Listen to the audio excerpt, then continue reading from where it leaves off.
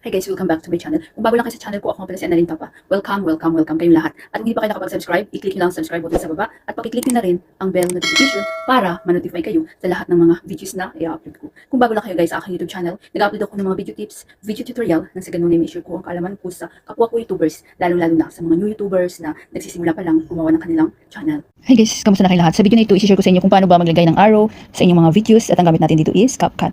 Kapag short videos, pang Instagram, YouTube short, Reels, 9:16. Pag mga long video is 16:9. Then, lagay na tayo ng mga arrow. So, punta tayo sa baba at makikita nyo ang sticker. I-click nyo lang yan guys. Then, maraming sticker dito si CapCut. So, yan. So, halimbawa, itong stop. Halimbawa naman ito guys. So, click nyo ito. Yan. So, hintayin nyo mag-stop siya guys. Para, at saka i-move nyo na itong ano tawag nito, kamay. Yan.